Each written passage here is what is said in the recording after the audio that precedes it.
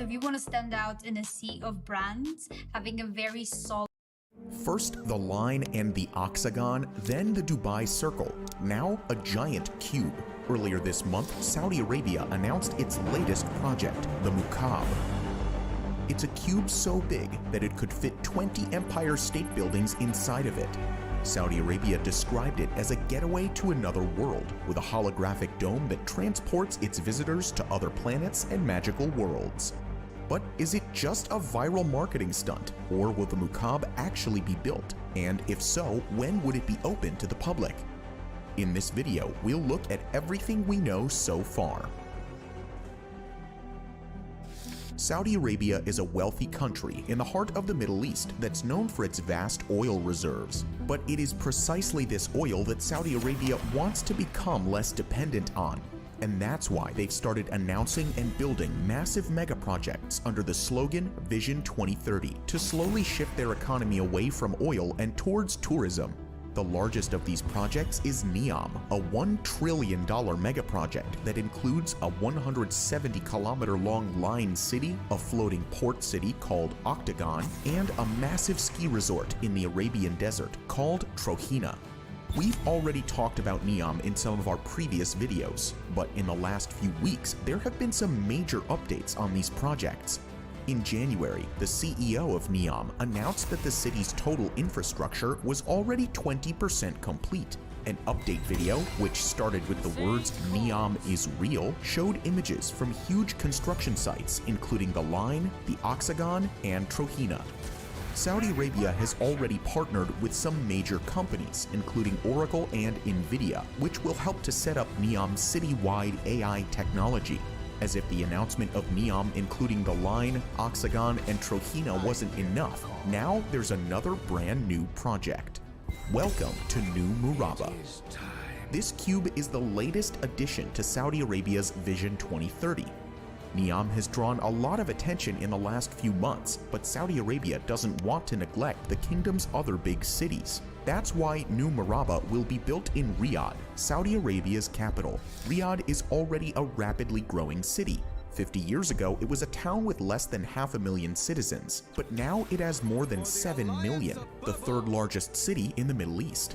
And according to the Saudi Crown Prince, Mohammed bin Salman, the New Murabba project will become the world's largest modern downtown. This new district is expected to take the growth of Riyadh to another level. It will be fitted out with more than 80 entertainment venues, several walking trails, a large museum, and at the center of it all, the colossal Mukaab. Mukaab means cube in Arabic, so the building will literally be called the Cube. Building simple geometric shapes at an insane scale seems to be a theme for Saudi Arabia's megaprojects, after the Line and the Octagon. The Mukaab has been described as the new face of Riyadh. The exterior of the cube is inspired by Najdi architecture, a traditional style which has been used by the people of Saudi Arabia for hundreds of years. The beautiful surface will shine in the sun and dominate Riyadh's skyline. The scale of this cube will be breathtaking. At 400 meters tall, it will technically count as a super tall skyscraper. If placed in Dubai, it would be the 4th tallest building. But unlike other skyscrapers, the Mukaab is also 400 meters wide and would completely dominate the skyline. To put that into context, you could fit 20 Empire State Buildings inside the Mukaab. It would dwarf the existing cube-shaped buildings in other parts of the world. The Berlin Cube, for example, is a striking office block in Germany. Its mirrored sides are eye-catching, but it's only 40 meters tall. You could fit 1,000 of these inside the Mukaab. In terms of sheer volume, this cube could become the largest structure on Earth, easily beating the current record holder, the Boeing Everett factory in Washington. In fact, it could be so big that the Boeing factory could fit almost 5 times into the cube. But what will all this space be used for? Setting foot inside the Mukaab cube is meant to feel like entering another world. A colossal dome will tower over its visitors that displays different virtual realities. These holographic images are supposed to make the Mukaab's visitors feel as though they're in a different world. In 1 second, you could be in the bottom of the ocean, while in another moment, you are on the surface of Mars or in a magical fantasy world. It's meant to be an immersive experience unlike anything you've ever seen before. At the center of the dome will be a spiral tower, which looks almost like an anthill or brackets of fungus rising from the floor to the roof. This tower is meant to be a premium destination for tourists all around the world. It will have restaurants, hotel rooms, observation platforms, and cinemas and theaters too. The tower and the dome will then be enclosed by the massive cube. The four corners of the cube will also be packed with facilities stacked up in skyscraper-like towers. The top will be used as well, housing lakes, lawns, and trees. Whether it makes sense to build a lake on it or if it's even possible is another matter. If you enjoy this video so far, support us on our way to 1 million subscribers and make sure to subscribe to Top Luxury. So why is the Mukaab cube-shaped? According to the Mukaab's designers, the cube-shaped design is the most efficient shape for accommodating all the advanced technologies that will support the overall experience.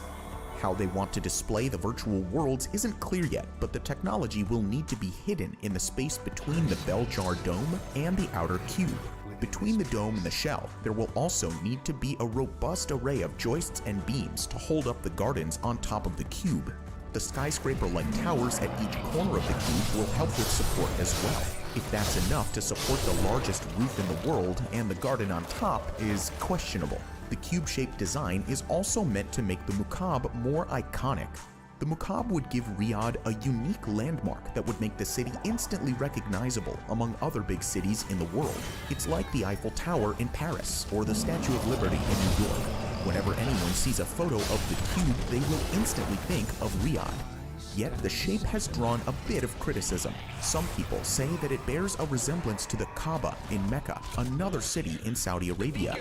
The Kaaba is the most sacred site in Islam. When a Muslim prays anywhere in the world, they make sure to face towards it.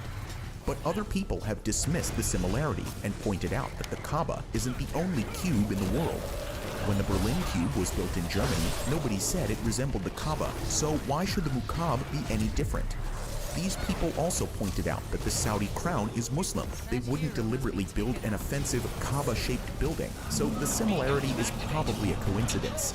In general, the announcement of the Mukaab project has been met with excitement and intrigue, but everyone has the same question. Will the Mukaab really be built? Construction hasn't started yet, but in theory it will begin in the next few months. Saudi Arabia has promised that the project will open to the public in 2030, just like the other Vision 2030 projects, including the Line, the Oxagon, and Trohina. Compared to the Line, this is probably easier to achieve. Nevertheless, it would pretty much still be the biggest mega project ever built.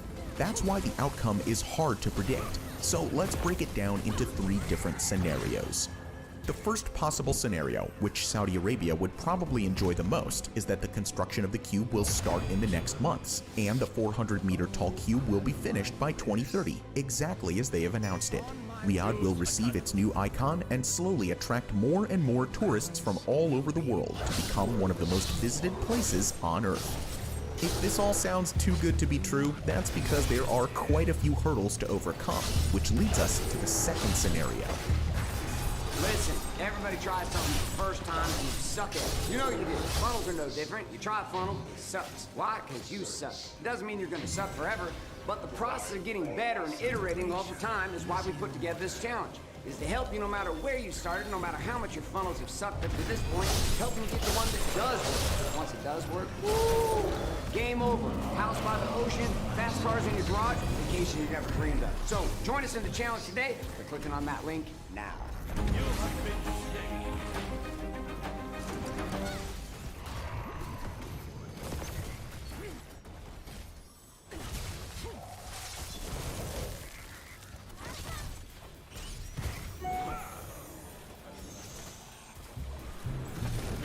When the stakes are high at work, your tone matters. Grammarly's advanced tone suggestions can help. Because when you write with just the right confident tone, you can meet any challenge to move your project forward.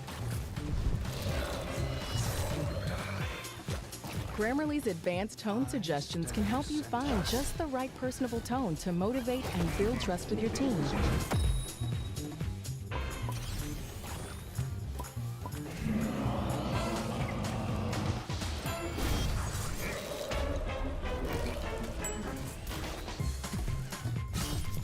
Grammarly's advanced tone suggestions can help you find just the right positive tone to close that important deal. Yes, getting the tone just right can help move your project forward. When you write it just right, click the blue button to download Grammarly today. Forward. Financial experts are already skeptical about the feasibility of the project. They cannot see where Saudi Arabia will find the money to build yet another ambitious mega project. Dr. Andreas Krieg, an expert in Middle Eastern studies at King's College London, said the finances of all of this are not entirely secured. A few days after the Mukaab's announcement, CNN asked the Public Investment Fund how they plan to finance the project. The PIF replied that financial details had not been disclosed yet, but that more information would be released soon. A lot will depend on foreign investment. By 2030, Saudi Arabia is hoping to bring in more than $100 billion per year, which would help to finance projects like the Mukaab. They're nowhere near that figure yet, but if enough hype can be generated, foreign investment could rapidly rise. But there's no guarantee of that happening. Vision 2030 was accused of human rights violations by Amnesty International, leaving a stain on the entire project and potentially scaring off foreign investors. But even if Saudi Arabia does raise the money, there's a far more difficult challenge to overcome. Is this mega project even technologically possible? Holograms like the ones described in the Mukaab's announcement don't exist yet. Some cutting-edge companies like Lightfield Lab have made some major advancements in recent years, but holograms on the scale of the Mukaab's dome are still like science fiction.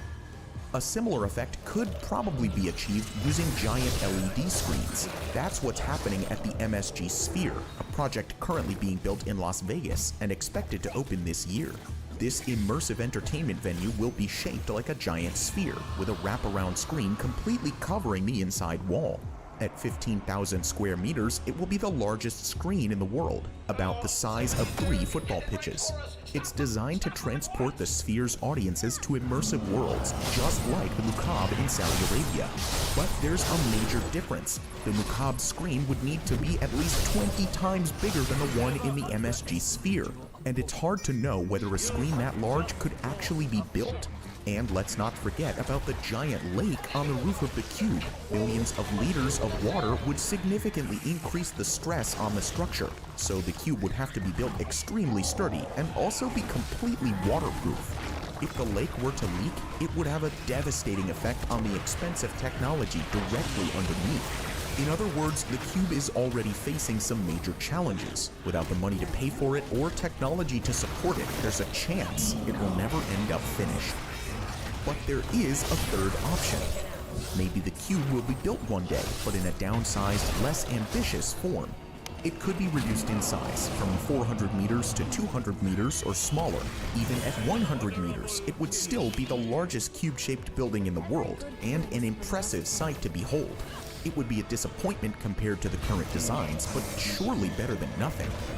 It's impossible to know what will happen next, but one thing's for certain, it's shaping up to be a fascinating couple of years. When 2030 finally arrives, the Mukaab, the Line, and other groundbreaking projects might open their doors to the public, or maybe none of them will ever be finished. What do you think? Let us know in the comments below. And if you want to hear more about Vision 2030, you should watch our video about Trojena. Thank you for watching, and we'll see you in the next video.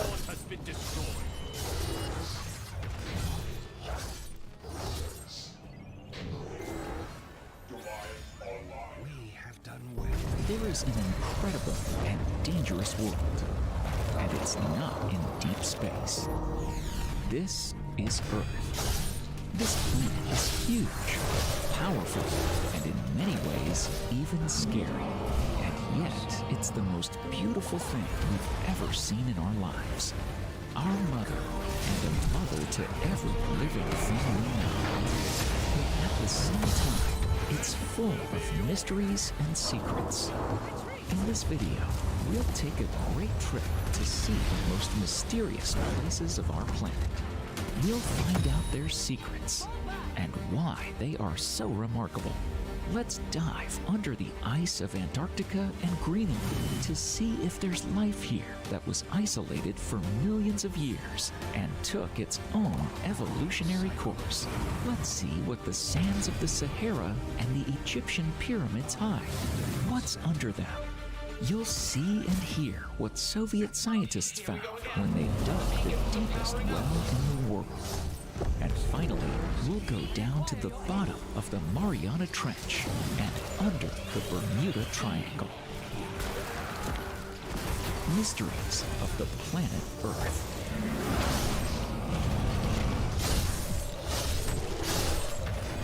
"53 million years ago, it was so warm here that the shores were filled with palm trees and the air temperature rose above 20 degrees Celsius. And just recently, the temperature dropped to minus 89.2 degrees Celsius in this place. It is the 5th largest continent in the world. 99% of the mainland is covered with ice, which is on average 3 kilometers thick. It stores about 80% of all freshwater reserves on the planet. And you are not allowed to be here if you haven't removed your wisdom teeth or appendix.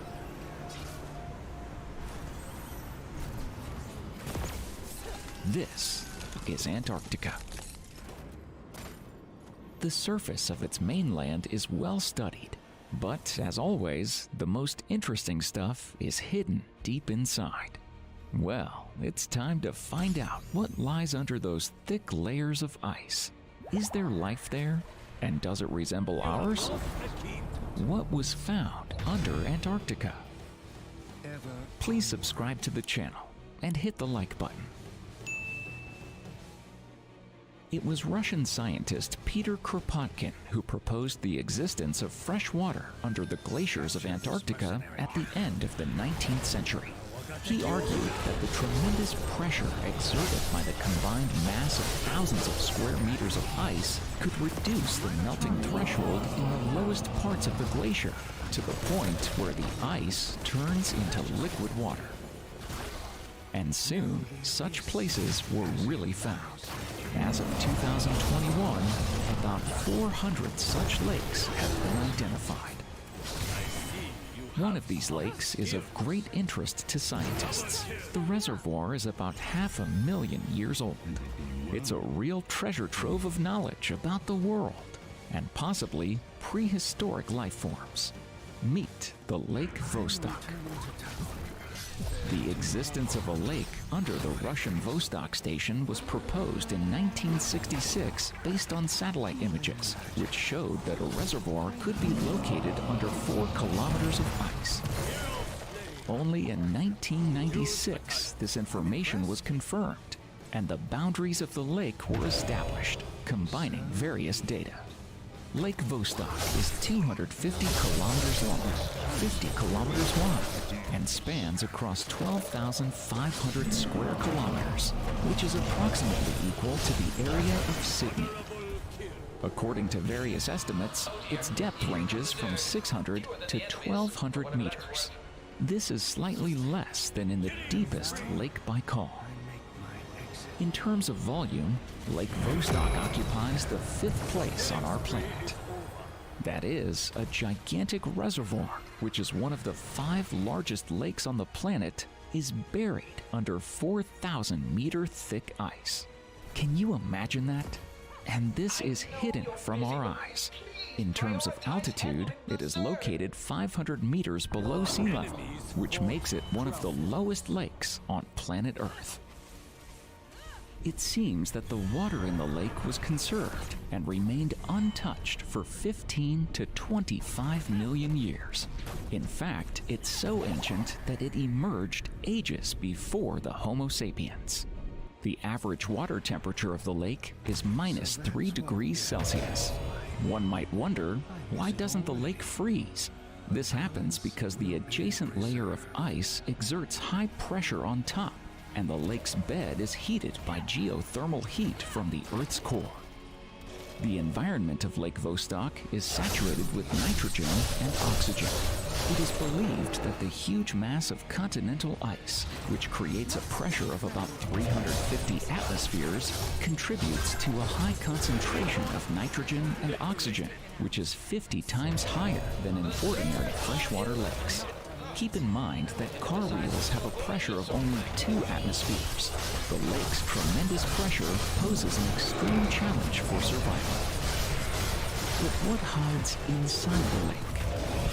To find it out, scientists started to drill a well in 1989. In 1998, researchers working at Vostok Station dug one of the longest ice cores in the world. A joint team from Russia, France, and America drilled and analyzed a 3,623-meter-long ice core.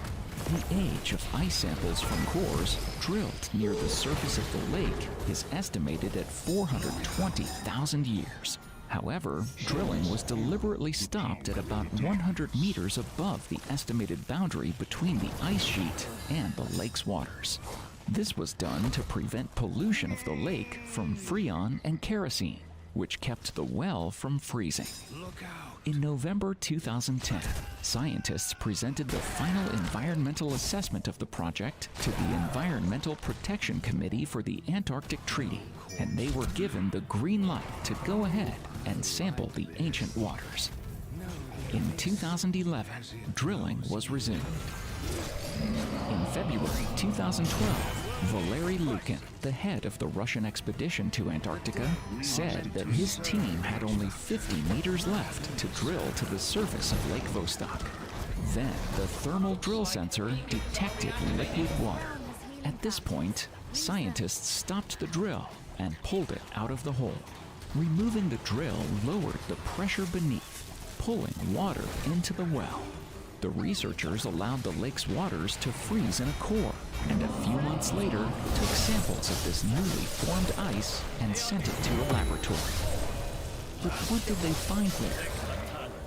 Before 1998, a team led by Scott Rogers from Bowling Green University in Ohio had discovered 3,507 unique gene sequences from ice samples taken about 170 meters above the surface of Lake Vostok.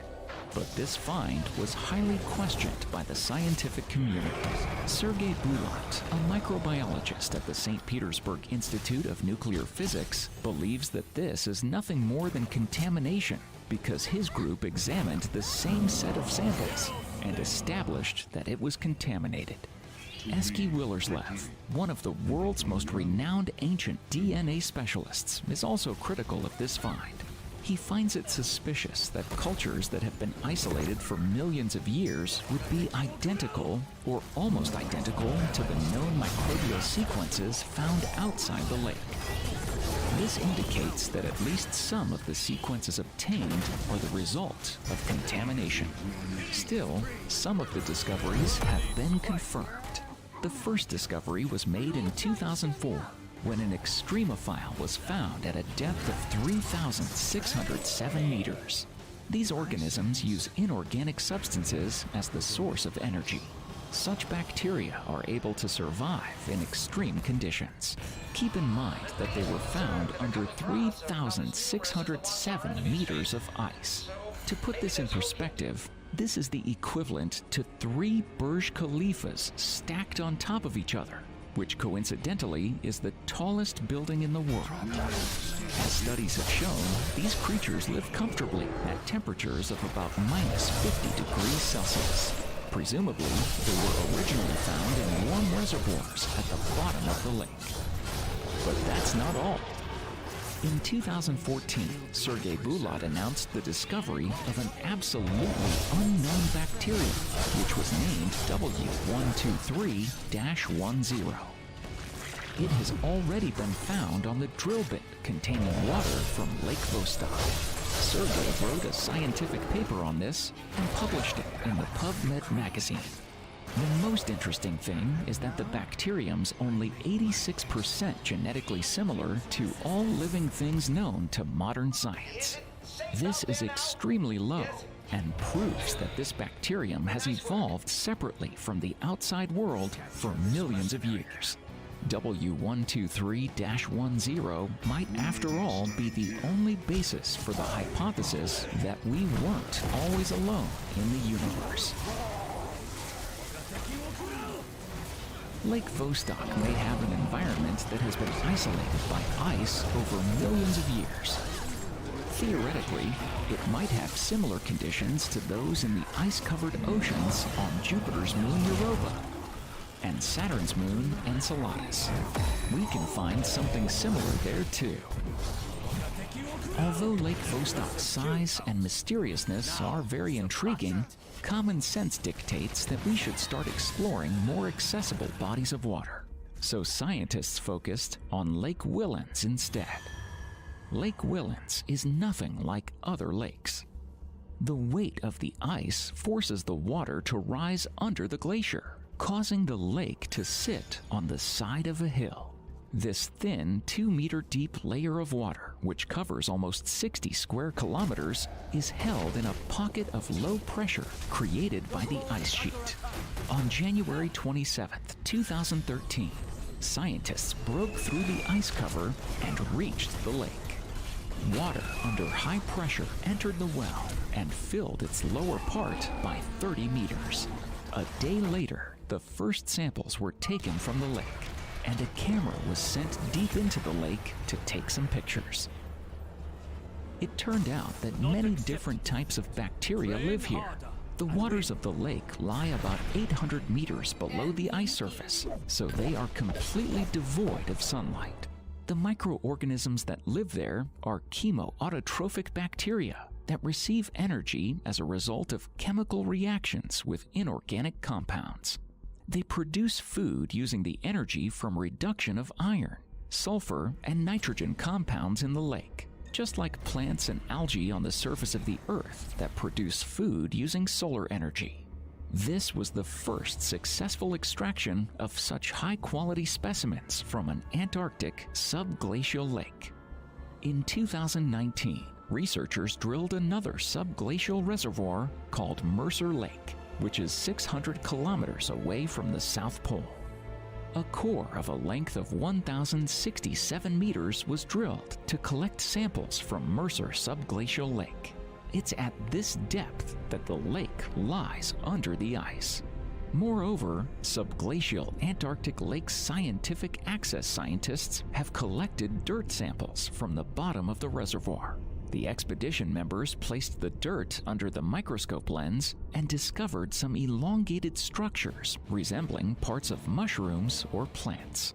In addition to these threads, the scientists saw the remains of tardigrades and crustacean exoskeletons. This was quite surprising because no one expected to see anyone more complex than single-celled organisms. If there was nothing strange in the bacteria that feed on the remains of diatoms, then the discovery of tardigrades and fragments of mushrooms took scientists by surprise. It's yet to be determined whether such organisms live in these environments or have been brought there from another place, for example, by moving ice. However, if these were local organisms, this would mean that the scale of life developing under the Antarctic ice is greater than we thought, and this lays the potential for further research. Not small interest is generated by the glaciers alone as well. After all, now they cover about 10% of the total area of the Earth. But what would happen if all this enormous mass of glaciers melt? Where would all the water go? What would happen to the oceans? Would salt water mix with fresh water? Further, you will learn what would happen if all the glaciers were gathered together in one place. What parts of the land would remain if all the glaciers melted? What would happen to Antarctica? And finally, what would happen to the flora and fauna? And how might the big melting change the length of day? These are just a few interesting facts.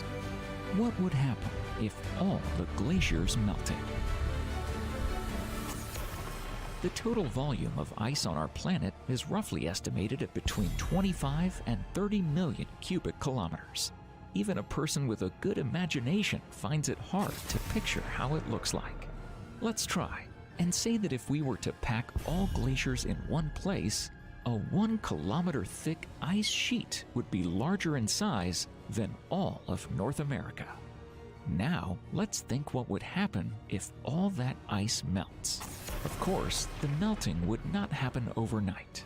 However, the current data we are going to share with you is very impressive. In a bad way. Back in 2019, the Intergovernmental Panel on Climate Change at the United Nations published a scientific report on the ocean and the cryosphere. The report resonated widely around the world. The study showed that even small glaciers could add up to almost as much of Greenland's ice. For example, from 2006 to 2015, Greenland lost about 280 billion tons of ice each year, while the remaining glaciers lost 220 billion tons. By comparison, Antarctica lost only 155 billion tons of ice during all that time. The total rate of rise of the ocean's surface during the nearest past years averaged 3.6 millimeters per year. It may seem insignificant, but in fact, changes in the climate accumulate gradually and may come in leaps and jumps. The prediction is that the rate of melting glaciers is likely to increase and accelerate. NASA also made a prediction about the inevitable rise of the sea level by 90 centimeters in the near future. Now, let's imagine that all glaciers melt overnight. Scientists at the University of California, Irvine made a prognosis for such a scenario in the distant future. They predicted that if all the Greenland glaciers melt, sea level will rise by 7.4 meters. If Antarctica melts, the water level will rise by 58 meters. If all the glaciers on the planet were to melt, the water level would rise by 65 meters. What parts of the land will remain? The climate change models show that all coastal areas of all the continents will go under the big water one way or another. It will dramatically change the shape of continents as huge areas of land get submerged. For example, Florida will disappear. The Netherlands, which has been desperately fighting against the encroachment of the sea for the past decades, will eventually lose this battle. So will Denmark. So will much of Northern Europe. St. Petersburg will be underwater, and Venice will finally sink too. The Caspian Sea will become a real sea. Now it is not even formally a sea, but a giant lake, as it is not connected to the ocean. After all the glaciers have melted, the Black Sea will cover the Caucasus to the east and make a new Bosporus to connect with the ocean. It will increase its size almost twice. China will experience huge floods as it loses part of its land to water. Water will cover the territory of Vietnam and the Philippines. Both countries will be badly affected. Dramatic changes will take place in South America. The Amazon River in Brazil will cease to exist because of a huge gulf formed on its place. It will greatly change the shape of the continent.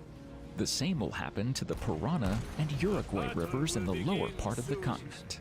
They will turn into a bay, and the city of Buenos Aires will disappear together with territories at least 100 kilometers deep into the continent. Africa, in comparison with other continents, will lose the least amount of land. However, it is not a reason to rejoice, as rising sea levels will additionally increase the temperature of the air and will make life impossible in most parts of Africa. In addition, Egypt, Alexandria, and Cairo will be covered by waters of the expanding Mediterranean Sea. As a result of melting of ice and glaciers, the big water will form an inland sea in Australia, and the most part of a narrow coastal zone where many Australians live will disappear underwater. What will happen to Antarctica? What could we see in its place? Contrary to some predictions, the outlines of the continents will not be completely unrecognizable.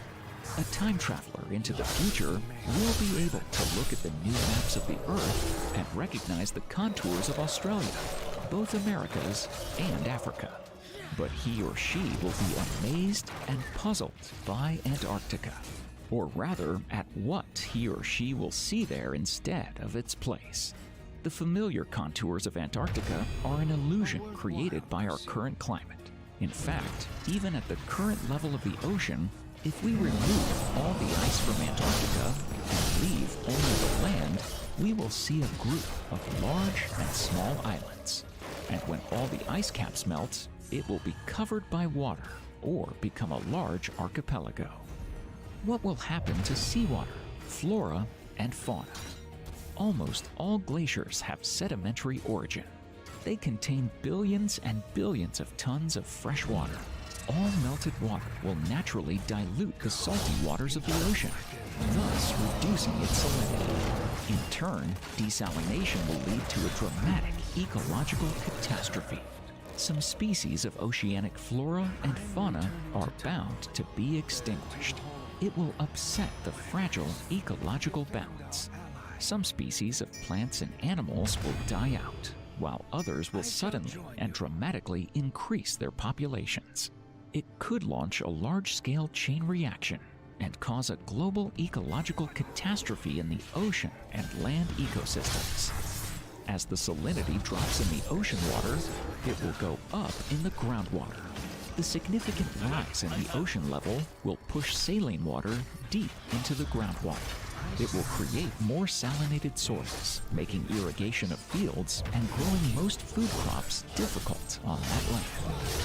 Decreasing ocean salinity will cause the currents to slow down or even stop.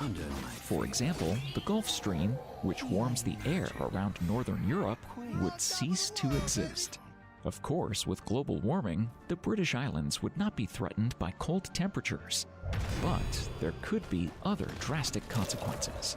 And of course, there are lesser side effects of melting glaciers. You should know that ice has accumulated not even thousands, but hundreds of thousands, even millions of years. No wonder that glaciers have accumulated tons of toxins from volcanic eruptions and other disasters. When they melt, all toxins will be released into the ocean and atmosphere, which does not bode well for either. Moreover, there are other hazardous substances frozen and stored in the permafrost. Scientists warn about potentially dangerous chemical compounds, dormant ancient viruses and bacteria to which we have no immunity, or even nuclear waste dumps, which by then could have been abandoned and destroyed in the chaos of global disaster. What will happen to the climate in general? Glacial melting will not occur in isolation from other processes on a planetary scale. The phenomenon consists of dramatic causes and tragic consequences. Global warming will affect ecosystems as well as human health, livelihoods, food security, water supply, and economic growth in many ways. As it accelerates and more water advances onto the land, more coastline becomes uninhabitable. A scientific team of anthropologists, ecologists, and climate change specialists compiled an extensive report after comprehensive investigating, modeling, and researching on the global climate change. The article, Future of the Human Climate Niche, published in the Journal of American National Academy of Sciences, PNAS, drew the attention of the world. It revealed rather grim and frightening data. Predictions show that the areas of our planet with the average annual temperature over 29 degrees will expand from 0.8% to 19% of the Earth's land area by 2070. The impacts are projected to increase steeply with the degree of warming. By the way, we want to remind you that 29 degrees Celsius is an average temperature of the Sahara Desert. Temperatures will rise not only in the currently uninhabited desert zone, but also in the densely populated areas with the highest birth rates on the planet. Large areas in South America, India, Africa, Northern Australia, and Southeast Asia could become hot, hostile, and uninhabitable. It could happen even before all glaciers melt. Let us think about the length of the day. It can seem that the day length is unrelated to melting. However, global warming could affect the rotation of the Earth. Let us look at the giant Three Gorges Dam in China on the Yangtze River. It only slowed the rotation of the planet by 0.06 microseconds. Not much, but it is not a zero. When the glaciers melt, water will be pulled from the poles toward the equator due to the Earth's rotation around its axis. That is why the Earth may slow down the speed of rotation and the day will become longer by 10 to 20 seconds. Seconds added to the day do not worry mankind because humans will face more survival challenges. Currently, about 40% of mankind live close to water at up to 70 meters above sea level. As the water level rises, coastal cities and entire islands will be submerged. Cities and countries like the Netherlands and Japan may disappear. The governments invest billions into the programs to postpone the inevitable flood. Sooner or later, those 40% of people will have to move inland, leaving the coastal cities behind. The livable areas will be overpacked. Humanity will experience the brunt of overpopulation. The flooding of the densely populated ports of Calcutta and Shanghai will cause not only human suffering, but also economic losses. Melting will destroy seaport infrastructure and disrupt the intercontinental trade, as all ports will have to be rebuilt. The fishing industry will have to be fundamentally overhauled. Water will also cover much of the fertile land. Therefore, agriculture and the entire food sector of the world economy will be affected. Any good news? Oddly enough, yes. Along with cataclysms, scientists point to possible positive environmental and economic outcomes of the Arctic ice caps and icebergs melting. Unfortunately, it is a small solace, as it will in no way compensate for the losses. We can only hope that it can provide opportunities for the adaptation of human life in fundamentally new conditions. The list of opportunities is not shot and will be presented gradually. Many experts believe that by 2100, most of the Arctic waters will be completely free of ice, which would open new routes for maritime cargo transportation. A new route between Northern Europe and the countries of Asia will open through the North Sea. It will be 40% shorter than the route through the Suez Canal. At present, the Northern Sea route is passable only for caravans led by icebreakers during short summer months. The recession of glaciers will bring new opportunities for mining.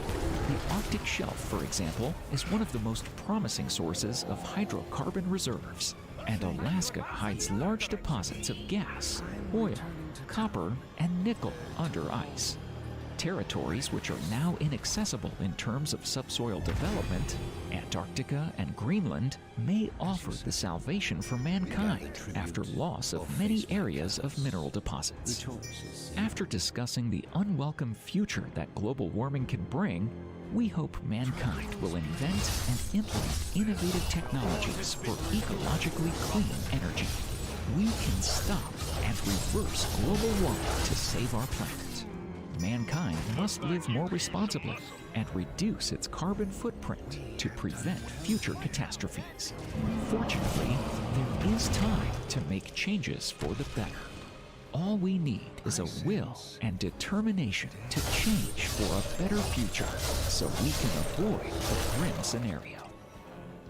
As we just learned from the video, it is better for mankind never to see what is covered by Antarctica ice.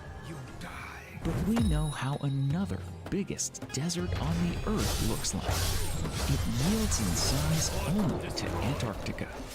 There is nothing but sand all around.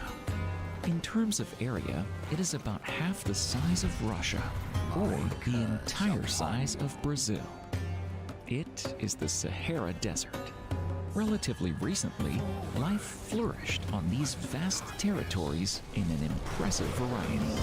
But then, something went wrong. What's under the sands of the Sahara? To begin with, let's start with the basic information about the Sahara. The desert is really huge, 4,800 kilometers from west to east, and 800 to 1,200 kilometers from north to south. It occupies 30% of the African continent. Its area is 8.6 million kilometers. That's more than the territory of Brazil. Is this whole vast area just sand? No. Many people would be surprised, but sand covers only 20% of the Sahara. In those places, you can observe the typical, well-recognizable landscape with picturesque dunes. The average thickness of the surface sand layer is about 150 meters. There are isolated ridges of up to 300 meters, but the rest of the Sahara is mostly rocks and cliffs. The sand, rocks, and stones hide amazing secrets, which you are about to learn. The desert is much more interesting and mysterious than it may seem. Long ago, scientists hypothesized that in the past, the Sahara was not a lifeless desert as it is now. It used to be a beautiful, blooming paradise. However, for the lack of convincing evidence, it remained only a theory until recently. Scientists found something unexpected, hidden right in front of their eyes. Under the sands of the desert, scientists found a huge reservoir, which clearly was not part of any of the ancient seas. It turned out to be left from an ancient paleolake formed about 250,000 years ago, when the Nile broke through a low channel in the area of today's Wadi Tashka Bay on Lake Nasser. The water flooded the eastern Sahara, forming a lake that at its peak covered more than 108,000 square kilometers. The size of the ancient lake was 4 times bigger than Erie, or 2 times bigger than Lake Michigan. There was also a smaller lake, about 48,000 square meters, formed at the same time. Traces of both lakes were first discovered in 2010 by U.S. National Air and Space Museum geologist Ted Maxwell and his colleagues, studying data from one of the space shuttle's radar topography missions. Using images of waterborne and windborne sediments, as well as stable rocks visible with radar under the desert sands, geologists could draw contours of an ancient megalake. The extreme aridity of the desert contributed to obtaining precise data on the prehistoric secret beneath the Saharan sands. The low humidity and the uniformity of the geological structure allowed the radars to catch all detailed features of the subsurface. Scientists located fossil fish remains found in the sediments about 400 kilometers west of the Nile River at about 250 meters above sea level to mark the lake's highest shoreline. By combining the data into one model, the researchers confirmed that the Nile once flooded the entire Kisiba Tushka Depression in Egypt, creating a giant lake. The location of Paleolithic human settlements near the Salima and Tarfawi areas of Egypt also points to a presumed lake. The lake existed for many thousands of years, supporting the spread and development of a wide variety of flora and fauna. However, due to its abrupt emergence, it was doomed in the long run. The water was receding and evaporating faster than it could replenish itself. Eventually, the lake dried up, and its bottom was swallowed up by sand. But life continued to thrive in the area. Many scientific studies show that at least 5,000 years ago, the Sahara was covered in lush vegetation and filled with life. Why? In 2015, scientists could provide a comprehensive explanation to answer the question. In 2015, the Nature Communications Journal published an article that stirred up scientific circles with the results of new research. With the help of the radar observation scientific tool Pulsar, phased array type L-band synthetic aperture radar from the Japanese satellite ALOS, Advanced Land Observing Satellite, scientists discovered the bed of a large river with an extensive network of tributaries. The Tamanrasset River is an enormous paleo river believed to have flowed through West Africa as recently as 5,000 years ago. Its sources were supposedly in the south of the Atlas Mountains and the Ahaggar Mountains in modern Algeria. The river was named Tamanrasset after the oasis town in Algeria, located in that area. The river, with its numerous tributaries, was over 500 kilometers long and flowed into the Atlantic Ocean in the region of Mauritania. Scientists believed that in ancient times, the Tamanrasset River basin was abundant in animals and plants. It completely dried out over 2,000 years. If the river existed today, it would have been the 12th longest among the rivers on Earth. There is scientific speculation that the river was impermanent. It may have been appearing and disappearing for the past 245,000 years. The period coincides with the existence of the ancient lake in question. In any case, the river was a valuable water source that made the area in the middle of Africa into a blooming green paradise. Even nowadays, some traces of big water can be found there. They are famous oases of the Sahara fed by currents and underwater reservoirs hidden under the sands. The story of the Sahara is even more interesting and surprising if you dig even deeper into the sands of time, millions of years ago. In prehistoric times, everything was different. During the Mesozoic, the waters of the Tethys Protocean actually covered what is now the Sahara. The ancestors of today's whales, the Bilosaurus, lived there in great numbers. Their huge fossilized remains were discovered during the excavations of Wadi el-Hitan in Egypt. The bones of these animals remained at the bottom of the ocean for millions of years, until the ocean gradually disappeared, transforming into early versions of the Mediterranean and Black Seas. The ocean floor rose up and became land. Due to the abundance of identified fossils of the ancient ocean, the Sahara is sometimes called the Valley of the Whale. Believe it or not, you can find not only ancient sea inhabitants under the sands in different places of the Sahara, fossilized bones of a giant titanosaurid sauropod dinosaur are a striking find that generates scientific interest. The giant dinosaur reached 32 meters in length and weighed up to 60 tons. But even that discovery was far surpassed by the discovery of the remains of a previously unknown species of ancient monsters. In 2016, archaeologists made a new impressive discovery in Egypt. Egyptian and American paleontologists, led by Dr. Heshen Salem of Mansour University, dug out the fossilized bones of a creature called Mansurosaurus. Their discovery made a sensation in the scientific world. In 2018, the fossils were finally classified as a new ancient species and genus. It became a holy grail for the world of paleontology. But as amazing as the Sahara's wildlife past has been, the most interesting thing is how humans managed to live in these territories. Let us read amazing stories from dramatic pages in the history books of ancient humanity. We need to look under the sands of the Sahara. People lived on the territory of the modern Sahara for many thousands of years. Because of the variability of the climate, they came and went. They built settlements and later abandoned them. Archaeologists found human remains indicating several different communities. Some groups presumably had a higher level of organization and primitive pastoralism. The lowlands of the Fayoum and the Nabta region, with their large amount of sediment, as well as the oasis of the Bir Kasiba, became habitable at a certain point due to increased rainfall.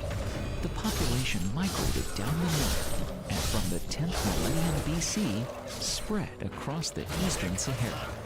From the 7th millennium BC, large settlements with a high degree of social organization were located there.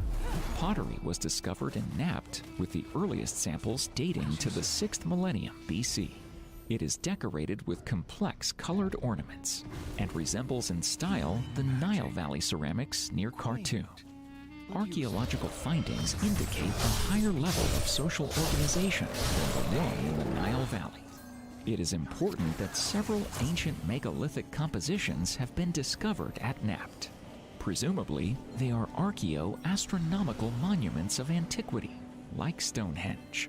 There is a high probability that at least one of these megalith structures is a calendar circle, one of the first in history. At the same time, scientists, including astrophysicist Thomas J. Brophy, suggest that these structures had applied religious meaning. According to him, the sacred symbols in the archaeological records of Nabta Playa date back to the 5th millennium BC. Their simple meaning conveys topics of great practical importance to nomad life: cattle, water, death, earth, sun, and stars. There are more man-made structures of historic interest buried under the sands of the Sahara. These are fortresses built by the Garamantes, the ancient people of the Sahara mentioned by Herodotus. They inhabited most of the territory of the Sahara from 200 BC to 700 AD. It was already a desert, but the Garamantes learned how to extract water and built canals that irrigated fields and farms and provided drinking water to towns and fortresses. Three-dimensional satellite images allowed scientists to see the smooth edges of ancient man-made channels hidden under the sands. But the dry climate gradually took over.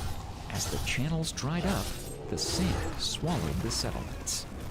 Let us reassure our knowledgeable audience that talks of extraterrestrial creatures belong to science fiction. At the same time, the Sahara keeps evidence of interplanetary events that have survived in its sands. On the lifeless sandy marshlands and rocky plateaus, you can find a very rare mineral called Libyan desert glass. This glassy rock is 98% silicon oxide, SiO2. At first glance, Libyan glass looks like regular broken bottle glass of yellow-green color with numerous shades. Libyan glass has been known since ancient times.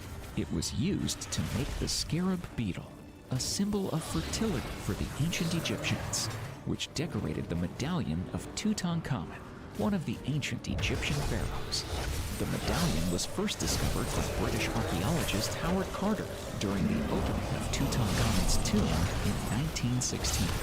The question of the origins of the Libyan glass is uncertain. Libyan desert glass has been dated as having formed about 29 million years ago.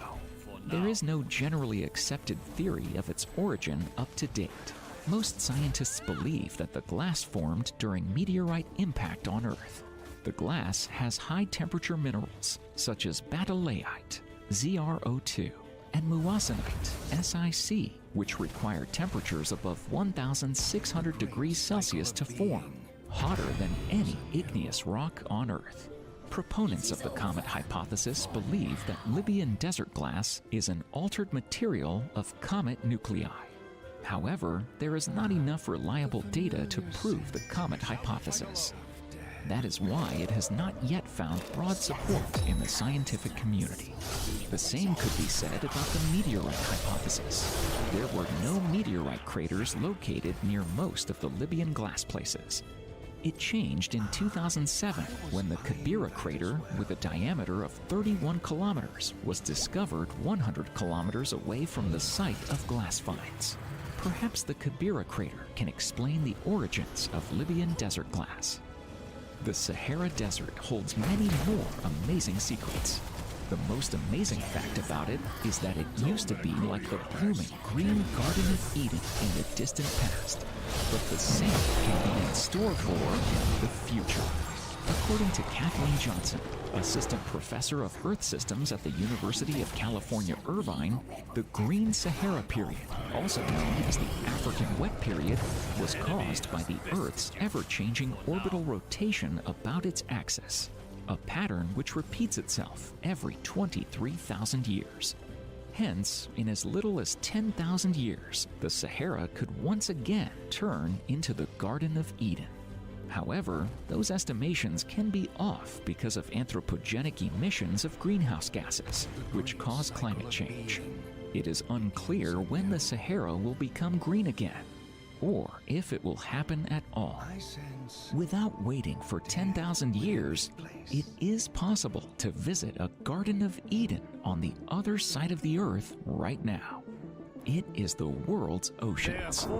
The world's oceans are so poorly explored that if you dive deeper than 3,500 meters, there is a good chance that you will encounter a new species of animal unknown to science. Today, we're going to dive deep to the very depths.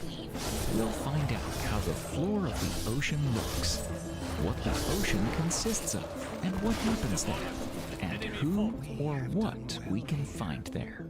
We are going to dive into those very troughs where the underwater conditions are practically alien.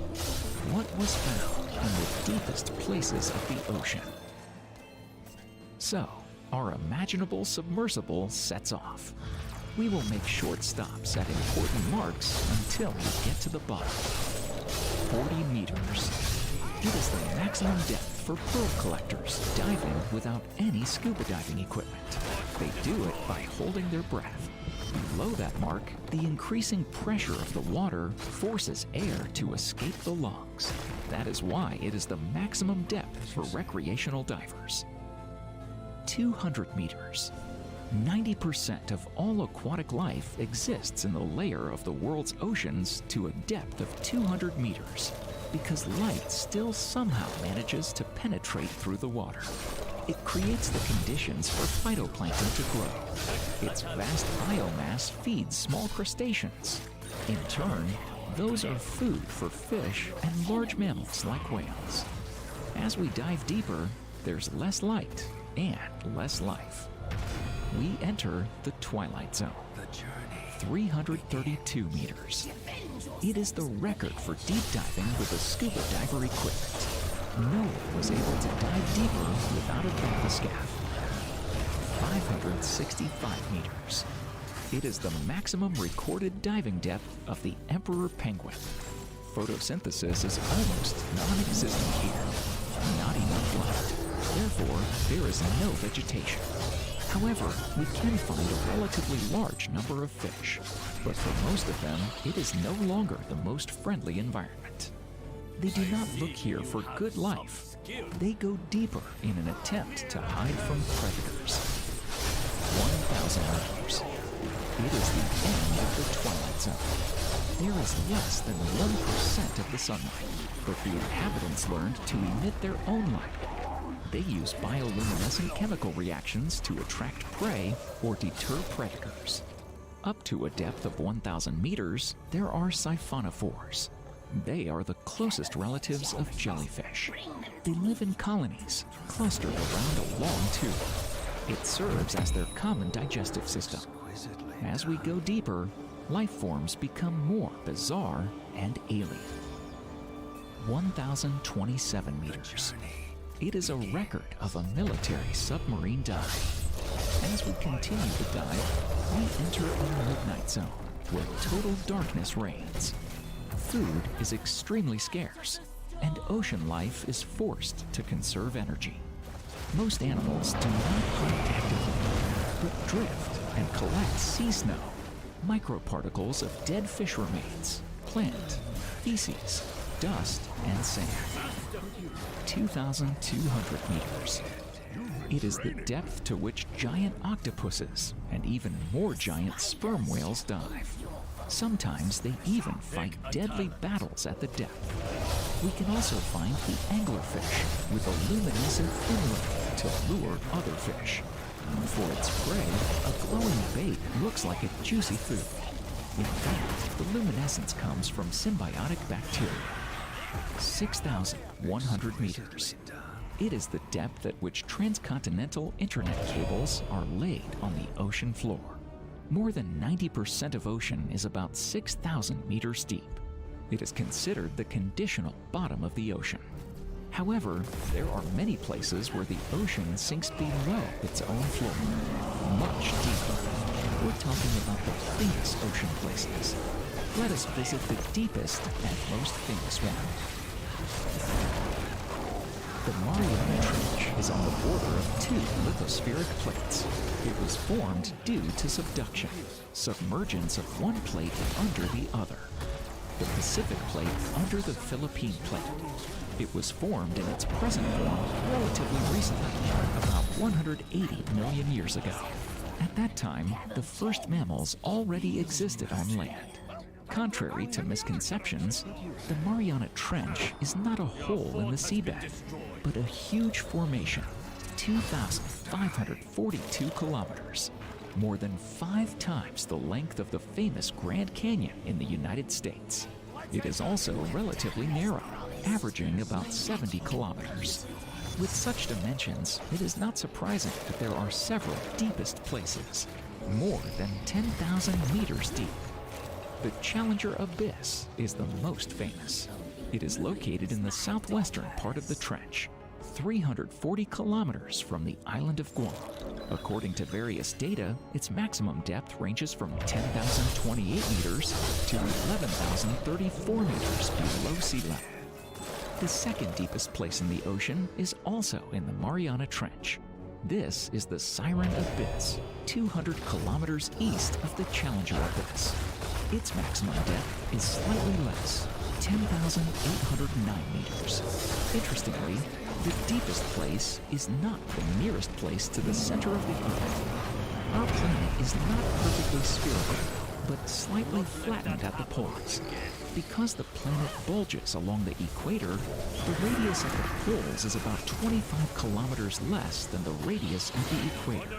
Therefore, the Arctic Ocean seafloor is closer to the center of the Earth than the bottom of the Challenger Abyss. Because of its enormous scale, the Mariana Trench has a special environment with some dramatic variations in conditions. For example, at its very top, at a depth of only 414 meters, there is the Daikoku volcano. You can observe a rare phenomenon, a lake of pure molten sulfur underwater.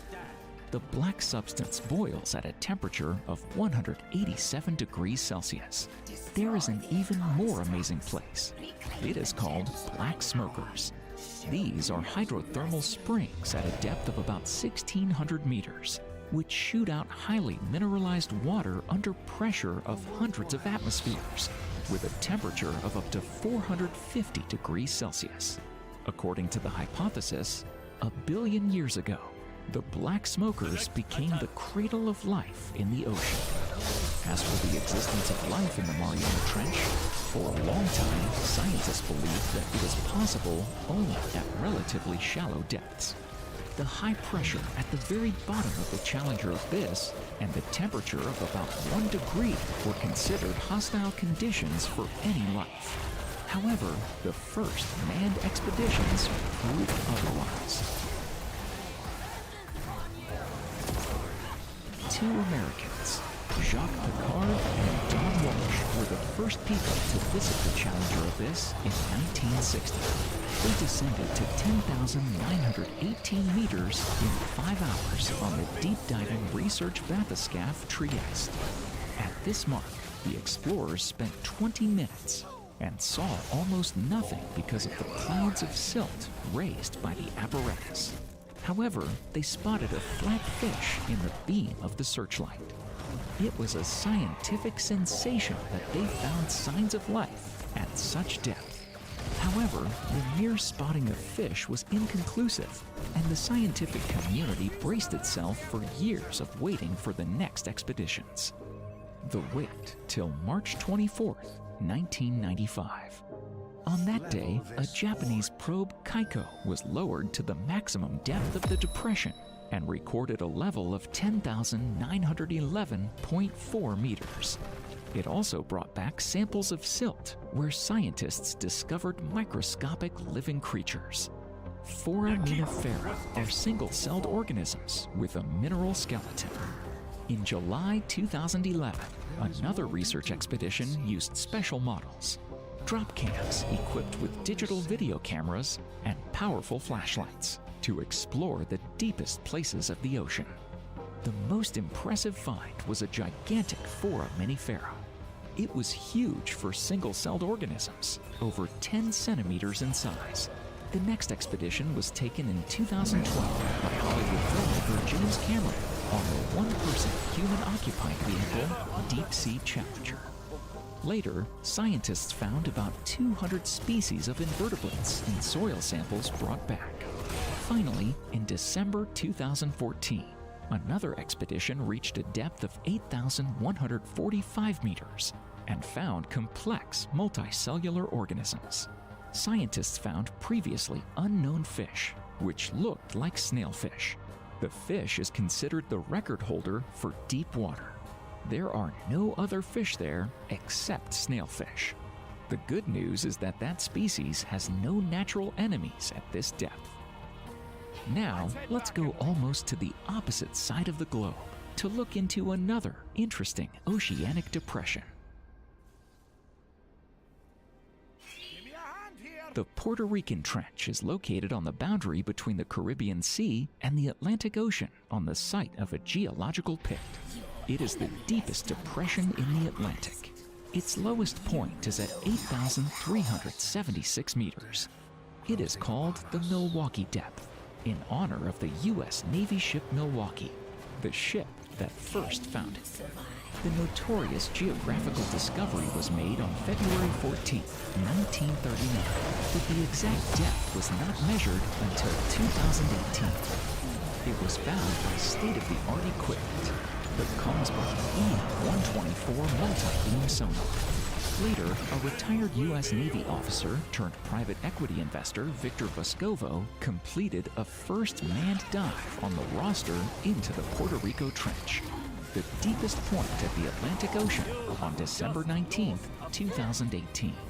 Like many other deep places in the ocean, it is a very turbulent place geologically. Seismic activity has already had catastrophic consequences for the neighboring islands, especially the island of Puerto Rico. On October 11, 1918, due to a 7-point earthquake, a tsunami wave struck the west coast of the island. More than 100 people were killed, and the damage amounted to tens of millions of dollars. Some geoscientists believe in the possibility of a powerful volcanic eruption in the near future, which in turn will cause a disaster. There is a geological anomaly associated with the Puerto Rican Trench. According to NASA, there is a super dense geological formation under the trench. It is so dense that it has an increased gravitational impact on the ocean's surface, causing it to subside slightly. It explains a negative impact on the accuracy of navigation devices. The fauna of the trough is fascinating.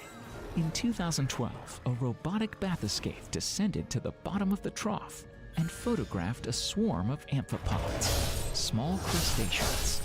They were caught and brought to the surface for analysis. The same expedition video recorded invertebrate creatures, which in no way should be here. Later, Dr. Stace Beaulieu of the Woods Hole Oceanic Institution identified one by its soft, dark carcass length of 10 to 20 centimeters. It turned out to be a sea cucumber of the genus Hemiagon. He also recognized a representative of the crustacean family, Monopsidae, in another creature. The fact of their existence at such extreme depths forced scientists to make serious adjustments to the theories about the survival of species.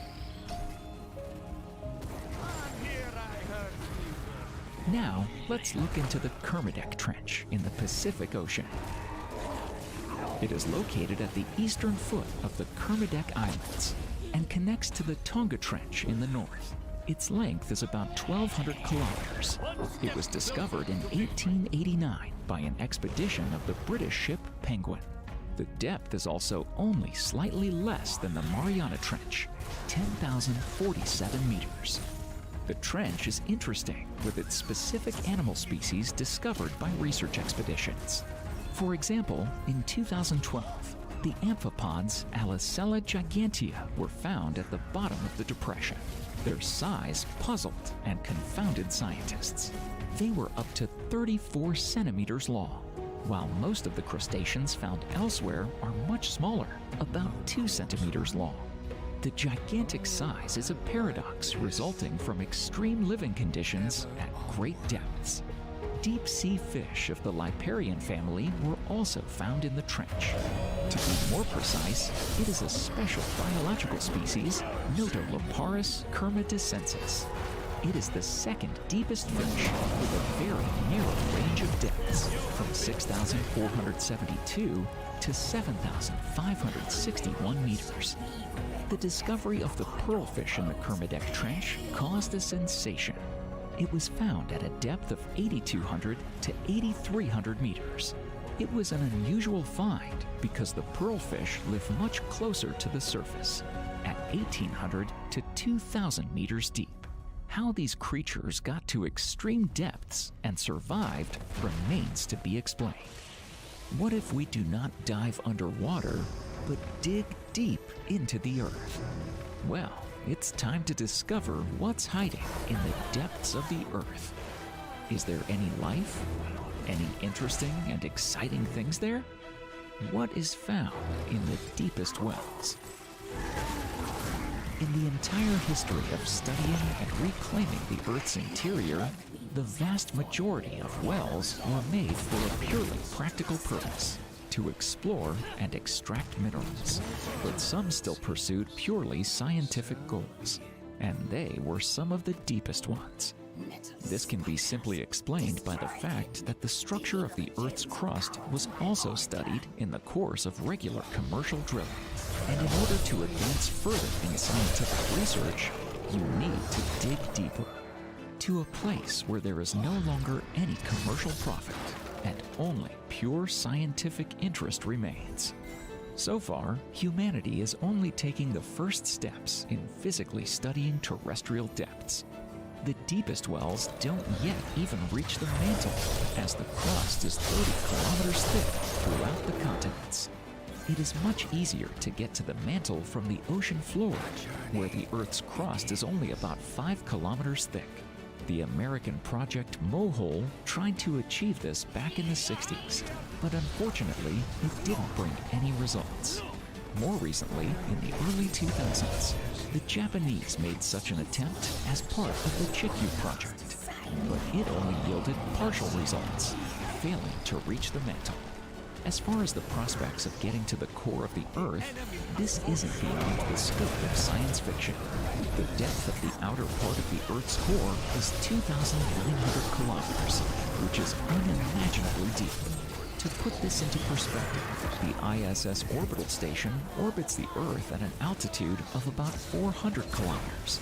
That is, it's still incommensurably easier for us to get into deep space than to the core of our own planet.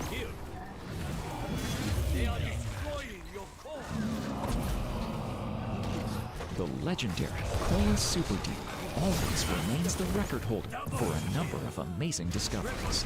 With a depth of 12,262 meters, it is still the deepest well on the planet. It was among the few ones that were originally designed solely for research purposes. Scientists have set a goal to study the most ancient rocks of our planet and learn the secrets of what was going on there. The Baltic Shield near the Kola Peninsula was chosen as the drilling site. Scientists chose this particular location because some of the oldest igneous 3 billion-year-old rocks come to the surface here. And the Earth itself is just a bit older, about 4.5 billion years old. That is, digging deep into this ancient geological formation, scientists had a chance to see the Earth in its infancy. Well drilling began on May 24, 1970. It took 4 years to reach 7,263 meters deep. It was drilled with a serial processing unit that is usually used in oil and gas recovery. After that, a new drilling rig with turbine drilling was mounted where only the drill head was rotating instead of the entire string. The turbine was 46 meters long. It ended in a drilling head with a diameter of 214 millimeters. It was ring-shaped and had an undrilled rock column in the middle, a core with a diameter of 60 millimeters.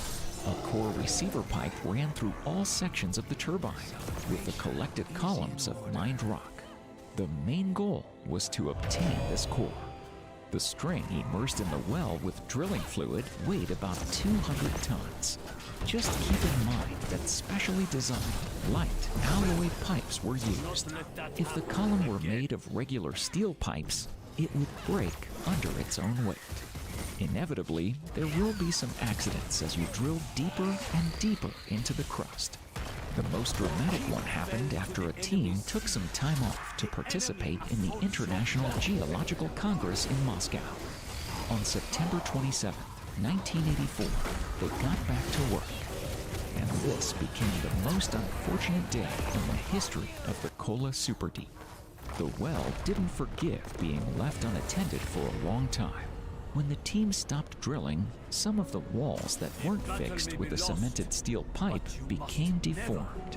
The column was lifted as usual, but then it jammed and broke when the team was trying to remove it. A turbo drill and 5 kilometers of drill pipes remained in the well. 5 years of work went down the drain. Of course, the work went on. Several drilling attempts were made to bypass a challenging area with stuck equipment. This is a well-established practice that involves drilling a new route from a certain point. There were quite a few difficulties and accidents. The team hit a dead end quite a few times. Therefore, the well is not structured as a single line, but rather a complex route with multiple branches resembling some bizarre giant planet. It took the team another 6 years to reach the depth of 12 kilometers once again. In 1990, the maximum of 12,262 meters was reached. Keep in mind that the thickness of the Earth's crust on land reaches 30 kilometers. The well was over 12 kilometers deep and was the greatest engineering achievement at that time. But it didn't even reach half of the crust's thickness, which is itself very thin on a planetary scale, especially when compared to the underlying almost 3,000 kilometer thick mantle. This was followed by a few more